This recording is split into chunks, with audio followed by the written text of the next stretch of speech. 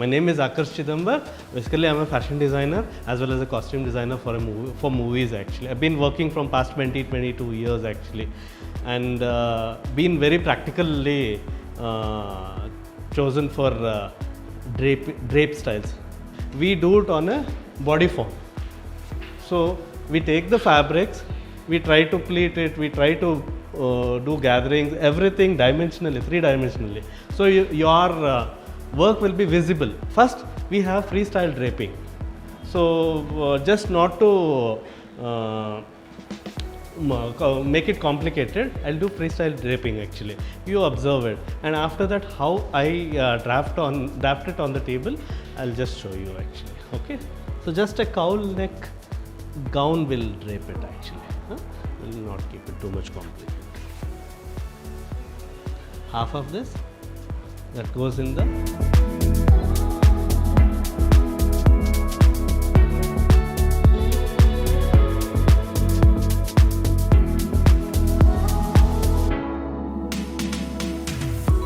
So cowl neck, how many of you know what is cowl neck actually?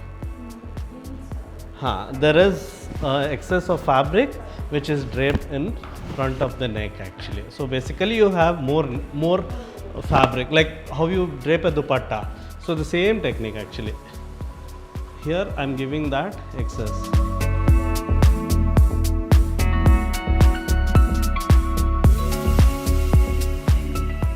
Same way here also giving that excess.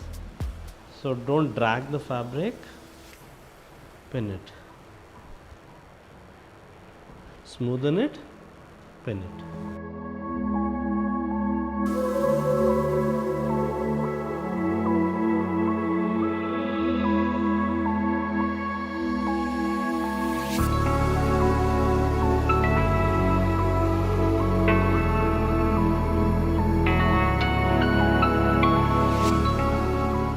So it will enhance your and if you go with this elastic material, what is that? Lycra material, stretchable fabrics, it's very easy. You don't have to add zippers and all. You just have to, very simple technique of working on dummies actually. Like same, we don't have any design behind actually. Since this is not a stretchable material, one is I have to add a zipper. I have to give one zipper. And then I can't stretch too much because it keeps on creating the pleats actually. So whatever is free fall, that's why it is called freestyle draping. So we don't have much in this. See, pinning this in the center back, dividing the fabric both the ways, 3 points of the dart, and once again put it back to your side seam.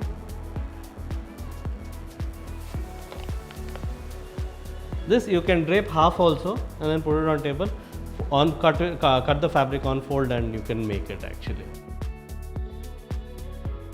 Mark the shoulder line, same.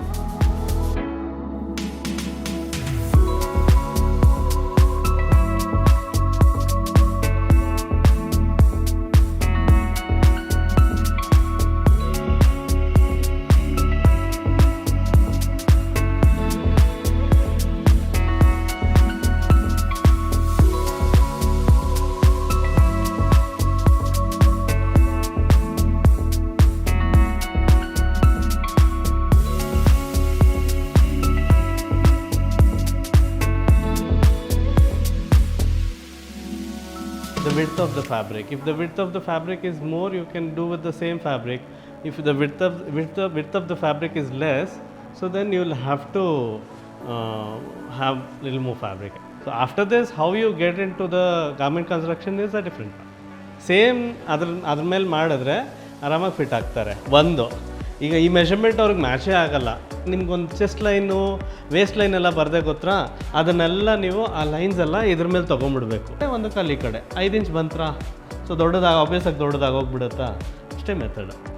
Your measurements you can anytime try, but start working on the body forms. It's easy.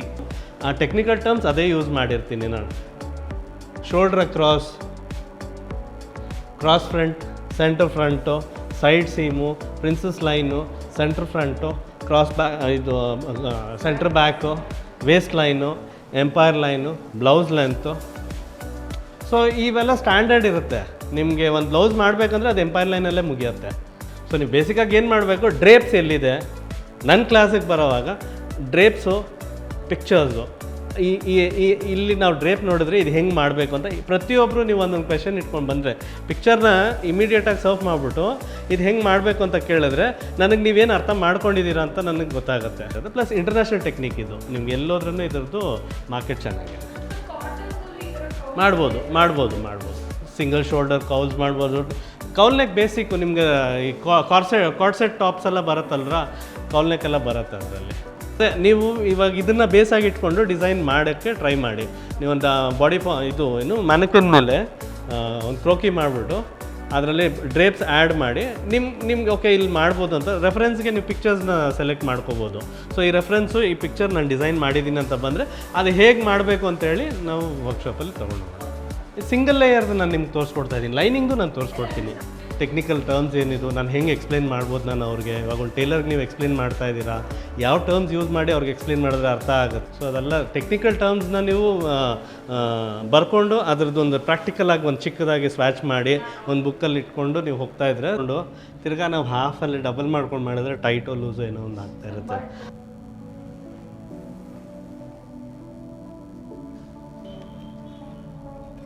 Seem allowance ಬಿಟ್ಟು cut ಮಾಡ್ಕೋಬೇಕು.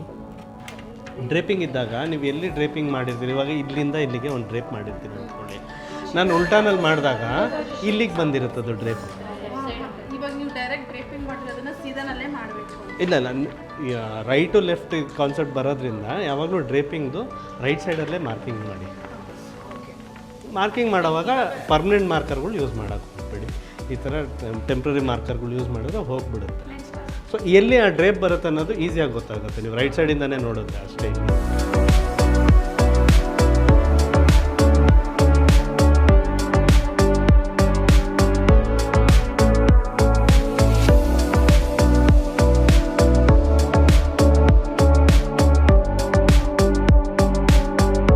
Slim ಇತ್ತು ಅಂದರೆ ಚೆನ್ನಾಗಿ ಕಾಣುತ್ತೆ. So ಇನ್ನು ಸ್ವಲ್ಪ slim ಮಾಡ್ಕೋಬೋದು.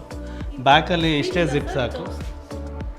ಇದು ನಾನು ಯಾವ ಮೆಷರ್ಮೆಂಟು ನಿಮ್ಗೆ ತೋರಿಸ್ತಾ ಇಲ್ಲ, ಜಸ್ಟು ಫ್ರೀ ಸ್ಟೈಲ್ ಇದು. ನಿಮ್ಗೆ ಮೆಷರ್ಮೆಂಟ್ ವೈಸ್ ಬಂದಾಗ ನಾನು ಮೆಷರ್ಮೆಂಟ್ಸು ನಿಮ್ಗೆ ತೋರಿಸ್ಕೊಡ್ತೀನಿ. ಯಾಕಂದರೆ ಎರಡೂ ತಿಳ್ಕೊಂಡಿರೋದು ಯಾವಾಗಲೂ ಬೆಟ್ರ್. ಸೊ ನನಗೆ ಶೋಲ್ಡ್ರನ್ನ ಇವಾಗ ನಾನು ಎರಡು ಈಕ್ವಲಾಗಿ ಮ್ಯಾಚ್ ಮಾಡ್ಕೊಳ್ತೀನಿ. ಆರ್ಮೋಲ್ ನಾನು ಇಟ್ಕೊಳ್ತೀನಿ. ನೀವು ಅಬ್ಸರ್ವ್ ಮಾಡಬೇಕು, ಗೌನ್ಸು, ರೆಡಿಮೇಡ್ ಡ್ರೆಸ್ಸಸ್ಸು ನೀವು ಎಲ್ಲೋದ್ರೂ ಅದರಲ್ಲಿ ಟೆಕ್ನಿಕಲ್ ಟರ್ಮ್ಸ್ ಏನೇನಿದೆ ಎಲ್ಲ ಲಿಸ್ಟ್ ಮಾಡಿ. ಕಾಲರು, ಡಾಟು, pockets, seam line, armhole cut, cross front, cross back, ದಿನಾದೊಂದು ನೀವೇನು ನೋಡಿದಿರೋ ಒಂದು ಗಾರ್ಮೆಂಟಿಗೆ ಅದರಲ್ಲಿ ಏನೇನಿದೆ ನೀವು ಬರೀರಿ. ಡೈಲಿ ಒಂದೊಂದು ಗಾರ್ಮೆಂಟ್ ಮಾಡಿ, ನಿಮಗೆ ರಿಪಿಟೇಟಿವ್ ಆಗುತ್ತೆ. ಅದು ನಿಮ್ಗೆ ಬ್ರೈನ್ ಐಡೆಂಟಿಫೈ ಮಾಡೋಕ್ಕೆ ಶುರು ಮಾಡುತ್ತೆ. ಒಳಗಡೆ ರೌಂಡ್ ಇದೆ ಅಲ್ರಾ, ಆ ಜಾಗದಲ್ಲಿ ಒಂದೊಂದು ನಾಚಸ್ ಕೊಟ್ಬಿಡಿ. ಫೇಸಿಂಗ್ ಮಾಡಿದ್ರೆ ಫೇಸಿಂಗ್ ಸ್ಟಿಚ್ಚು, ಇದು ವಾಲ್ಸಿಮ್ ಸ್ಟಿಚ್ಚು. ಫ್ರೇ ಆಗೋದು ಬೇಡ ಅಂತ ಅಷ್ಟೇ. ಇಲ್ಲಾಂದರೆ ದಾರ ಬರ್ತಾ ಇರುತ್ತಲ್ವ, ಸೊ ದಾರ ಬರೋದಕ್ಕೆ ಫ್ರೇಯಿಂಗ್ ಅಂತ ಹೇಳ್ತೀವಿ. ಈ ಕಡೆ ಇದಿದೆ, ಹೀಗೆ ಫೋಲ್ಡ್ ಮಾಡ್ಕೊಳ್ತೀನಿ. ಫ್ರೇಯಿಂಗ್ FRAY ಎರಡು ಓವರ್ಲ್ಯಾಪ್ ಮಾಡಿ ಪಿನ್ ಹಾಕ್ಕೊಂಡು ಈ ಥರ ಒಂದು ವೆಂಟ್ ಓಪನ್ ಮಾಡ್ಕೊಳ್ಳೋದಕ್ಕೆ ಒಂದು ಸ್ಟಿಚ್ ಮಾಡ್ತೀನಿ ಅಷ್ಟೇ. ಹಾಂ, ಸೊ ನಿಮ್ಗೆ ಇದರಲ್ಲಿ ಏನು ಎಫರ್ಟು ಬೀಳಲಿಲ್ಲ. ಇದು ಫ್ರೀ ಸ್ಟೈಲ್ ಇದೆ. ಸೊ ನಿಮ್ಗೆ ಇಂಟ್ರೆಸ್ಟ್ ಬರಲಿ ಇದ್ರ ಬಗ್ಗೆ, ಒಂದು ಆ ಎಕ್ಸ್ಪೀರಿಯನ್ಸ್ ಆಯಿತು ಅಂದರೆ ನೀವು 100% ಹೀಗೆ ಟ್ರೈ ಮಾಡೋಣ ಅಂತ ಒಂದ್ಸಲಿ ಸ್ಟೆಪ್ ಅಪ್ ಆಗ್ತೀರಾ. ನೆಕ್ ಡೌನ್ ಅಂತ ಹೇಳ್ತಾರೆ. ಹಾಂ, ಆ ನೆಕ್ ಡೌನ್ ಅಷ್ಟು ಇಲ್ಲಿ ಬಿಡಬೇಕು, ಒಂದು 2.5 ಇಂಚಸ್ ಮೇಲಿಂದ ಬಿಟ್ಟು. ಸೊ ಪಿನ್ಸ್ ನೀವು ಸ್ಟ್ರೆಚ್ ಯಾವ ಕಡೆ ಇದೆ ಅದಕ್ಕೆ ಆಪೋಸಿಟಾಗಿ ಪಿನ್ಸ್ ಹಾಕೋದು ಕಲಿಬೇಕು. ಹಾಗೆ ಸೊ ಶೋಲ್ಡರ್ ಲೈನು ಫ್ರೀ ಇದೆ, ಮಾರ್ಕ್ ಹಾಕ್ಕೊಳ್ಳಿ. ಒಂದು 1/2 ಇಂಚ್ ಇಟ್ಟು ಕಟ್ ಮಾಡ್ತಾ ಹೋಗಿ ನೋಡಿ, ಕಂಪಲ್ಸರಿ. ಯಾಕೆ ಸ್ಟ್ರೆಚ್ ಆಗಲ್ಲ ಅದು ಫ್ಯಾಬ್ರಿಕ್ಕು. ಅದು ಎಕ್ಸ್ಪೀರಿಯನ್ಸ್ ಅದು ಬೇಕೇ ಬೇಕು. Flat pattern is must and should actually. Anyways, thank you everybody. ನಾನು ನೆಕ್ಸ್ಟ್ ಕ್ಲಾಸಿಗೆ ಬರ್ತೀನಿ.